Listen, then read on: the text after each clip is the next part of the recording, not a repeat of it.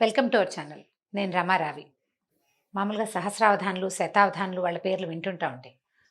శ్రీయుతులు గరికపాటి నరసింహారావు గారు, మాడుగుల నాగపండి శర్మ గారు, పాలపర్తి శ్యామలానంద ప్రసాద్ గారు, ఇట్లా వీళ్ళంతా శతావధానం చేస్తారు, సహస్రావధానం కూడా చేస్తారు కాబోలు. అవధాన ప్రక్రియ చాలా టఫ్ అని, చాలా కష్టసాధ్యమని మనం భావిస్తాం. చాలా ఈ గొప్ప పని అది. అయితే స్త్రీలు కూడా శతావధానులు, సహస్రావధానులుగా ఉంటుంటారండి. మరి శతం సహస్రం ఊరికే మాట వరుసకు అంటున్నా కానీ అవధానం చేస్తాం. 10 రకాల పనులు ఎట్ ఏ టైం చేయటం అవధానం అంటే అదే కదా. అయితే మనకి ఏ గుర్తింపు ఉండదు, మనెవరు మేకతోలు కప్పరు, గుర్తింపులు ఉండవు. కానీ ఈ అవధాన ప్రక్రియ చాలా సహజంగా మన జీవితాల్లో ఉంటూ ఉంటుంది. ఏం చేస్తాం చూద్దాం.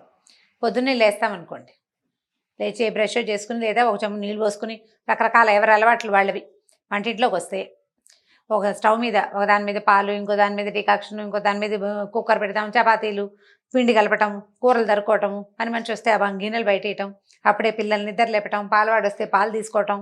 ఇప్పటికి ఎన్ని అయినాయి ఏమిటో చాలా చెప్పాను, లెక్క పెట్టగంట. ఇవన్నీ అయినాయా? వీటితో పాటు మధ్యలో ఫోన్ కాల్స్ వస్తాయి, ఆకుకూరలు మాతో వినిపిస్తుంది, ఎక్కడో వినపడిన అరటిపళ్ళ వాళ్ళ కేకని చూసుకుని అరటిపళ్ళ అబ్బాయిని పిలుచుకుంటాము. ఇప్పటికి ఇంకా చాలా పనులు అయిపోయినాయి. ఇవి కాకుండా మధ్యలో పిల్లల తాలూకు మేల్కొల్పులు, చిన్న పొన్న పిల్లలుంటే వాళ్ళ తాలూకు బాత్రూమ్ కాల్స్, చిట్టి పిల్లలు ఉన్న వాళ్ళకి. అక్కడి నుంచి ఇంకా కొంచెం ముందుకెళ్తే ఈ కుక్కర్లు పాలు గీలు దింపేస్తే మళ్ళీ టిఫిను, దాని ఏర్పాటు, దాన్ని ఒకళ్ళకి పెట్టడము, ఒకడికి నోట్లో పెట్టాల్సి రావటం, ఇంకొకటికి బాటిల్లో పాలు పోసి అందించాల్సి రావటం, ఇలా ఇలా రకరకాల పనులు చేసేస్తాం. మల్టీ టాస్కింగ్ అంటారు సింపుల్గా దీన్ని. ఒకేసారి రకరకాల పనులని హ్యాండిల్ చేయటం. సాధారణంగా గృహిణులు అందరూ, ఇళ్లల్లో ఉండే ఆడవాళ్ళందరూ ఈ పని చేస్తారు. మగవాళ్ళు కూడా చేస్తారనుకోండి, మనం వాళ్ళ సంగతి మాట్లాడలేదు కదా, మనం మామ్లో ఉన్నాం కాబట్టి మన సంగతే మనం మాట్లాడదాం. ఈ మల్టీ టాస్కింగ్ హ్యాబిట్గా, అలవాటుగా ఉండి చేయగలిగే వాళ్ళు గెలిచేస్తారండి ఏదో రకంగా. అప్పుడప్పుడు ఫెయిల్ అవుతుంటాం. ఈ పట్టుకెళ్తున్న గిన్నెలో ఏదో ఒకటి పడిపోతుంది, పాలు పొంగిపోతాయి, డికాక్షన్ పోస్తుంటే పక్కకు పడిపోతుంది, ఇడ్లీ పెడితే నీళ్లు కొట్టేస్తాయి, దోశలు ఎన్నిసార్లు వేసినా ఏమిటో మొదటి దోశలు 3-4 దోశలు చెడిపోతాయి, రోజు చేసే చపాతీ ఒకరోజు అదేదో దేశపు పటం వస్తూ ఉంటుంది. ఇలా ఏవో చిన్న చిన్నవి అవుతాయి అనుకోండి, చేజారి పడిపోవటాలు, కప్పులు పగిలిపోవటాలు, అవన్నీ న్యాచురల్గా జరుగుతాయి. అయినా కూడా ఈ పని అంతా చేస్తూ ఉంటాం. ఇది ఏ ఏజ్ వాళ్ళు చేయగలుగుతారు, ఏ ఏజ్ వాళ్ళు చేయలేరు అని చెప్పడానికి వీల్లేదండి. ఈ మల్టీ టాస్కర్స్గా ఉండటం అనేది ఒక బేసిక్ ప్రజ్ఞ. జనరల్గా తల్లుల్ని చూసి పిల్లలు నేర్చుకుంటారు ఇవి. ఇప్పుడు చదువుకుంటున్న పిల్ల ఏదో గబగబా కాలేజీకి తయారవుతుంది, ఏదో స్కూలు తయారవుతుంది, అమ్మాయి ఏదో వంట చేసి పెడుతుంది, బాక్స్ ఆవిడే పెడుతుంది, జళ్ళు కూడా అమ్మాయి వేస్తుంది, లే లే లే లే నిద్ర లేపటము, నీళ్ళు బొర్లిపోతున్నాయి, బకెట్లో నీళ్ళు తిప్పేసాం, వెళ్ళని వేడి నీళ్ళు మరిపోతున్నాయి తీసుకోమని తల్లులే పరిగెడుతూ ఉంటారు. ఈ పనులన్నీ చేయించుకున్న పిల్లలు కాస్త పెద్దవాళ్ళు అయ్యాక ఉద్యోగాల్లో చేరి, ఏ పెళ్ళిళ్ళు అయితే ఉద్యోగాన్ని పెళ్ళిని చక్కగా బ్యాలెన్స్ చేసుకోగలుగుతారు. ఇలాంటి బంగారు తల్లులకు చెప్పక్కర్లా, వాళ్ళకు వచ్చు అవన్నీ. కొంతమందికి రావు చూడండి, వాళ్ళకి చెప్పాలి. ఎవరికి రావో చూద్దాం. తల్లులే అన్నం పెట్టి, తల్లులే తయారు చేసి, తల్లులే ఇస్త్రీ బట్టలు కూడా చూసి పెట్టిన వాళ్ళకి కొంచెం తక్కువగా వస్తాయండి. వస్తాయి వాళ్ళకు కూడా, కానీ బాగా రాదు. వీళ్ళు చాలామంది మాకు టీ పెట్టడం రాదు, మాకు అన్నం వండటం రాదు, అన్నీ మా అమ్మే చేసేది, మా అమ్మ సరిగా పెంచలేదు, మా అమ్మ నాకు నేర్పించలేదు, ఇలాంటి కంప్లైంట్లతోటి అరకొరగా పనులు చేస్తూ ఎప్పుడు తమ విసుక్కుంటూ లేదా ఎవరితోటైనా విసుక్కోబడుతూ అలా ఉంటూ ఉంటారు. బీ ఏ మల్టీ టాస్కర్, ఇది ఇవాళ మన స్లోగన్. మల్టీ టాస్కర్ అవ్వండి, అవధాని అయిపోవాలి. మనం ఎలా అయిపోతామో చూద్దాం. ఉద్యోగం కొత్తగా చేరిన అమ్మాయి చదువు అయిపోయింది, ఉద్యోగంలో చేరింది, పెళ్ళి కాలేదు, పెళ్ళి అవల, ఇంకా అమ్మ దగ్గరే ఉంది. అలాంటప్పుడు ఏం చేస్తారంటే, పిల్లలు చక్కగా షోగ్గా తయారయ్యి ఉద్యోగాలకు బాగా వెళ్తారు, మంచి మంచి జీతాలు వస్తాయి, లేదా చిన్నదో పెద్దదో జీతం వస్తుంది అనుకుందాం, ఏదో ఇంటికి సరదాగా 2 వస్తువులు తెస్తారు, అమ్మని సినిమాకి తీసుకెళ్తారు, ఏమైనా కొనుక్కొస్తారు.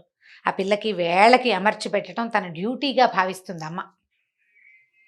డ్యూటీగా భావించి అసలే పిల్ల కష్టపడి వస్తుందని సాయంత్రానికి పిల్ల రాగానే వేడివేడిగా ఏదో అంత తినడానికి చేసి పెట్టడం, ఒక కాఫీయో టీయో ఇవ్వటం, పిల్ల రిలాక్స్ అయ్యేటట్టుగా చూడడం, అది ఏదైనా షికారుకి వెళ్తానంటే దాని ఏర్పాటు కూడా చేయటం, బట్టలు ఉతికించడం, ప్రెస్ చేయించి రెడీగా పెట్టడం, ఏదైనా కుట్లు గిట్లు ఊడిపోతే ఇమీడియట్గా ఆ కుట్లు గబగబా చేత్తోటో కాలుతోటో ఏదో రకంగా వేసేసి ఇచ్చేసి పిల్లలకి అన్ని రకాలుగా వైనంగా ఏర్పరిచే తల్లులు ఎక్కువగా ఉన్నారండి ఇవాళ రేపు, చాలా ఎక్కువగా. మగపిల్లలకి ఇలాగే చేస్తారు. నేను పిల్లకి ఎందుకని చెప్తున్నానంటే, మన మామ్స్ గురించి మాట్లాడాలి అని అనుకుంటున్నాం కాబట్టి. ఇలా అలవాటైన పిల్లలు, ఆడపిల్లలు రేపొద్దున ఒక 4-5 సంవత్సరాలు ఉద్యోగం చేశాక వివాహం చేసుకుంటారా, అప్పుడు ఈ వెనకాల అమర్చి పెట్టే అమ్మని మిస్ అవుతారు. ఎవరు అమర్చి పెట్టకపోయేసరికల్లా అన్నీ తమే చూసుకోవాల్సి రావటం కాకుండా, ఈ కొత్తగా ఏర్పడిన కొత్త అదనపు బాధ్యత ఉంది కదా, వైఫ్ బాధ్యత, భార్య బాధ్యత, అది కష్టమైపోతుంది. హ్యాండిల్ చేయలేకపోతారు, విసిగిపోతారు. పైగా అవతల వాళ్ళ వాంటింగ్స్ ఎక్కువగా ఉంటాయి. అందులో అత్తవారు వాళ్ళు ఉంటే ఇక అసలు చెప్పనే అక్కర్లేదు. మా పిల్లకి అన్నీ వచ్చు, ఉద్యోగం చేసినా మా అమ్మాయి వంట చేస్తుంది, నీకు అది కూడా రాదా అంటారు. మనం పిల్ల బట్టలు ఇస్త్రీలే చూసుకోదు, అన్నీ అమ్మాయి చేసి పెట్టిన పిల్లకి అన్నం వండటము, టీ కలపటము ఎలా వస్తుంది? చచ్చి చెడి ఎలాగోలాగా నేర్చుకోవాలి. ఉద్యోగానికి 6 నెలలు సెలవు పెట్టి నేర్చుకోమంటే కుదురుతుంది? కుదరదే. సెలవులు గిలవులు కుదరవు. ఉద్యోగానికి వెళ్ళిపోవాలి. మహా అయితే 10-15 రోజులు సెలవు ఇస్తారు పెళ్ళికి. ప్రీ మ్యారిటల్ సెలవులు, పోస్ట్ మ్యారిటల్ సెలవులు అని. అంటే డెలివరీ లాగా చెప్తున్నాను అనుకోండి, కాదు, పెళ్ళికి ముందు ఏదో మెహందీ ఉంది, అది ఉంది, ఇప్పుడు అడుగుతున్నారు కదా, ఓ వారం 10 రోజులు సెలవులు తీసుకోగలుగుతారు. ఉద్యోగం వెళ్ళిపోవాలి, మరి ఇల్లు అది చేయొద్దు, అది కూడా చేయాలి. ఈ రెండింటినీ బ్యాలెన్స్ చేసుకోవడానికి ముందు నుంచే మల్టీ టాస్కింగ్ ప్రాక్టీస్ కావాలి. I think you people catch my point. మీకు సరిగ్గా అర్థమైంది అనుకుంటున్నాను. అమ్మాయిలని దీనికి రెడీ చేయండి. ఇది ఒక ప్రీ మ్యారిటల్ కౌన్సిలింగ్ లాంటిది అని అనుకోండి. అబ్బాయిలని రెడీ చేసేందుకు ఇంకొక పాయింట్ మళ్ళీ చెప్పుకుందాం. ఇది 13-14 సంవత్సరాల వయసున్న పిల్లల దగ్గర నుంచి స్టార్ట్ చేయాలండి తప్పకుండా. ఎందుకంటే ఆడపిల్లలు ఇప్పుడు ఉద్యోగాలకు వెళ్తున్నట్టే ఇంట్లో పని చేసుకోవాల్సిన అవసరం ఖచ్చితంగా ఉంది. ఆడాళ్ళు ఎందుకు పని చేయాలి ఇలాంటి ప్రశ్నలు వేసి మీ అభిప్రాయాలు మార్చుకోండి అని మాత్రం స్లోగన్స్ ఇవ్వకండి. ఈ స్లోగన్ ఇచ్చే వాళ్ళకు కూడా డెఫినెట్గా తెలుసు మీ ఇంట్లో పని మీరు చేసుకుని బయటికి రావాలి. భర్త లేకపోతే మీరు ఒకళ్ళే అయినా చేసుకోవద్దు. ఎలకాలం అమ్మ ఉంటుందా? ఎలకాలం ఎవరైనా ఉంటారా? ఉండరు. మన పని మనం చేసుకోవాలి. మనతో పాటు ఇంకొకళ్ళు ఉంటే వాళ్ళ పని కూడా చేయాలి. మనకి పిల్లలు పుడితే వాళ్ళ సంగతి కూడా చూసుకోవాలి. ఖచ్చితంగా చూడాల్సిందే. ఆడవాళ్ళు ఎందుకు చేయాలి ఇలాంటి ప్రశ్నలు వేయద్దండి, మగవాళ్ళు కూడా చేయాలి. దాని సంగతి మళ్ళీ మాట్లాడదాం. ఇది స్పెషల్గా ఆడపిల్లల కోసమే, ఆడపిల్లల తల్లుల కోసం.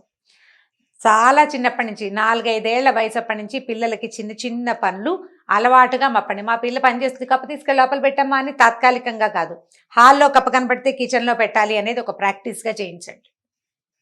ప్రాక్టీస్. చిన్న పొన్న బట్టలు మడత పెట్టుకోవటం, తన బట్టలు తను సర్దుకోవటం, తన అల్మార్ తను అరేంజ్ చేసుకోవటం. ఎలాగా? స్కూల్ వర్క్ చేస్తూనే. ఈ పని మానేసి ఆ పని చేయటం కాదు, దాంతోపాటే ఇది చెయ్యాలి. అక్కడి నుంచి 10-14 ఏళ్ళు వచ్చేసరికల్లా ఒక పిల్లలు జడలు వేసుకోవటం, తమ జడలు తాము అరేంజ్ చేసుకోవటం, బట్టలు అరేంజ్ చేసుకోవటం, అమ్మకి ఏదైనా ఒక కూర తరిగి పెట్టడము, ఒక దోసపిండి గ్రైండర్లో వేస్తే అది తీయటం, దోశలు వేయటం, అట్లా వెనకాల పని కాసేపు అయినా రోజులో. ఎక్కడ చదువుకునే పిల్లలకి ఎక్కడ సమయం దొరుకుతుందండి అని ఇలాంటి ప్రశ్నలు వేయొద్దండి. చదువుకునే పిల్లలు, పనిచేసే పిల్లలు బోల్డ్ మంది ఉన్నారు. ఇది పని నేర్చుకొని వాళ్ళకి చెప్తున్నాను. ఖచ్చితంగా మీ పని మీరు చేసుకోవాల్సిందే. మా పిల్లలు చేయరండి అని నాకు ఒక ఆవిడ ట్విన్స్ ఉన్నారు, మా వాళ్ళిద్దరు అసలు ఏ పని చేయరు, ఏదైనా పని చెప్తే పోట్లాడతారు. మా హస్బెండ్ కూడా పిల్లలకి పని చెప్తావేంటి అంటారండి, ఏం చెయ్యాలి అని అడిగారు. ఆవిడ కూడా ఇది ఆన్సరే. తండ్రుల్ని మీకు మీ పిల్లలకి మధ్యలోకి రానివద్దు, అసలు రానివ్వడానికి వీల్లేదు. పిల్లలకి పని నేర్పకపోతే వాళ్ళు అవస్థపడతారు అనే జ్ఞానాన్ని భర్తలకు ఇవ్వాలి మీరు తప్పకుండా.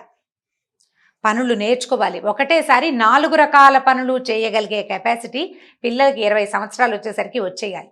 రేపు తప్పి తగిలి ఫారిన్ వెళ్ళారనుకోండి, పీజీ చేయడానికి వెళ్తారు, ఇక్కడ కాకుండా వేరే ఊరు వెళ్తారు, ఎక్కడైనా ఉండటానికి వెళ్తారు, చదువుకోవడానికే.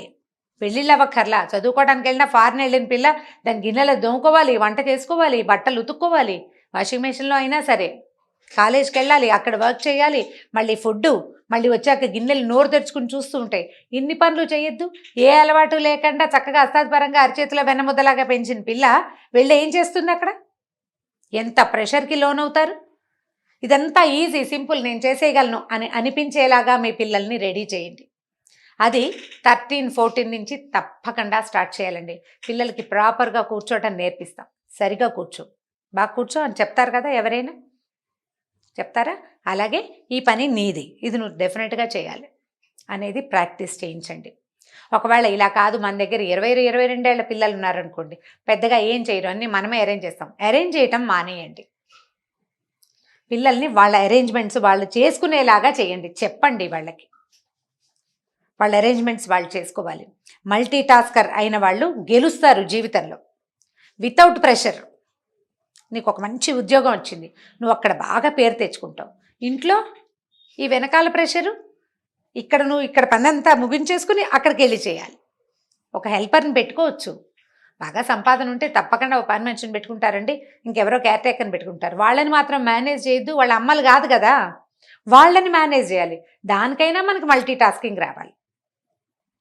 రావాల్సిందే. దానికోసం ట్రై చేయాలండి. ఆలోచన మార్చుకోండి. ఇప్పుడు 24, 26 సంవత్సరాల ఆడపిల్లలు ఉద్యోగాలు చేస్తూ ఇంకా వివాహాలు కాని వాళ్ళు ఉంటారు, చేసుకుంటారు ఎప్పుడో. మీరు కూడా ప్రాక్టీస్ చేయండి 4 రకాల పనులు ఎట్ ఏ టైం చేయటం. ఇది అవసరమా అంటే డెఫినెట్గా అవసరమేనండి. మీరు kitchen, house hold things manage చేయగలిగితే అది బ్రెయిన్ అలవాటు అయిపోతే ఏం ఉండదండి. బ్రెయిన్లో ఓ పక్కన పడి ఉంటాయి ఆ వ్యవహారాలన్నీ, అందుకంటే ఏం ఉండదు.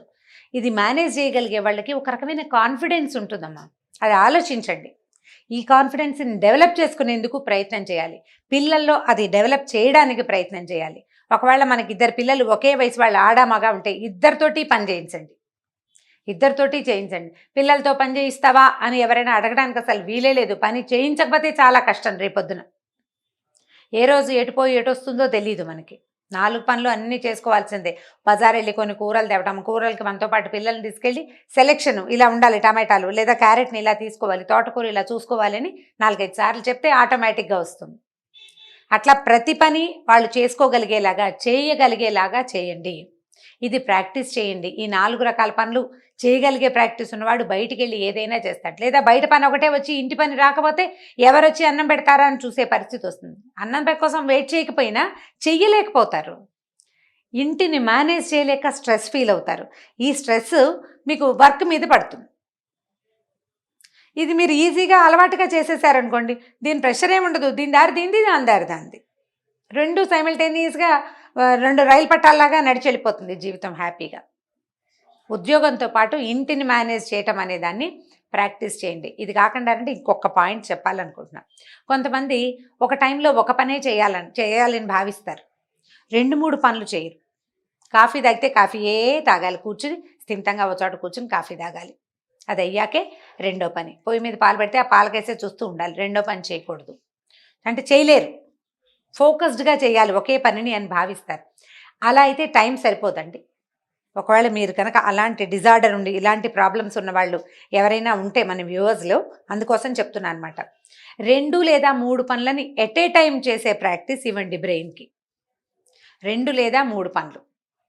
మామూలుగా మనం ఏదైనా రాయాలనుకోండి, చూసి రాయాలి, చూడాలి, రాయాలి, 2 పనులు కదా. లేకపోతే వినాలి, రాయాలి, 2 పనులు. మనకే వచ్చింది రాయటం ఒక పనే, లోపల ఉన్నది బ్రెయిన్లో ఉన్నది. చూసి రాత, విని రాత, 2 పనులు కదా. ఇవి రాసుకుని ఇలా చేయటం వల్ల కూడా మీకు మల్టీ టాస్కింగ్ మెల్లిగా ప్రాక్టీస్ అవుతుంది. ఒకవేళ మీరు అలా ఫోకస్డ్గా చేయలేకపోతూ ఉంటే కనుక ఏదైనా వింటూ దాన్ని రాయడానికి ట్రై చేయండి. పాట వినపడుతున్న పాటని నోట్ చేసుకోవడం లాంటివి. అప్పుడు కొంచెం బ్రెయిన్ దానికి ట్యూన్ అవుతుందన్నమాట ఈ ప్రాక్టీస్కి.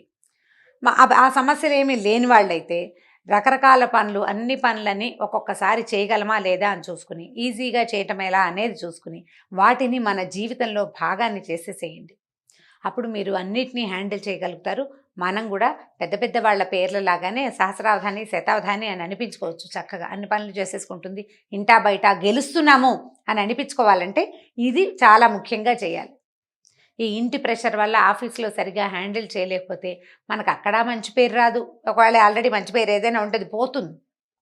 జనరల్గా పిల్లలు పుట్టిన కొత్తల్లో కొంచెం ఇలా కష్టంగా అయిపోతుంది. నిద్ర సరిపోదు, పిల్లల్ని హ్యాండిల్ చేయలేకపోతాము, పెద్దవాళ్ళని హ్యాండిల్ చేయలేకపోతాము, ఇల్లు వాకిలంతా క్లమ్జీగా అయిపోతుంది వ్యవహారం. ముందు నుంచి ఈ ప్రాక్టీస్ ఉన్నవాళ్ళు కొంచెం ఈజీగా చేయగలుగుతారు.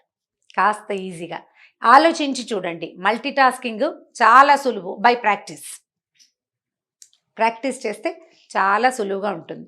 ఇది ఆలోచించి నా జీవితంలో ఇది ఉందా లేదా, ఒకవేళ ఇది లేకపోతే దీన్ని ఇన్కల్కేట్ చేసుకోవాలి అని భావించే వాళ్ళకి ఒకటి. పిల్లల్లో ఈ రకమైన ప్రవృత్తిని ఇలా అన్ని పనులు చేయగలిగి 4 పనులని ఎట్ ఏ టైం చేయగలిగే సామర్థ్యాన్ని పెంపొందించాలని భావించే వాళ్ళ కోసమే ఈ వీడియో చేయబడింది. ఇది కనుక మీకు నచ్చినట్లయితే లైక్ చేయండి, షేర్ చేయండి. మరిన్ని వీడియోస్ కోసం మా ఛానల్ని సబ్స్క్రైబ్ చేసుకోండి.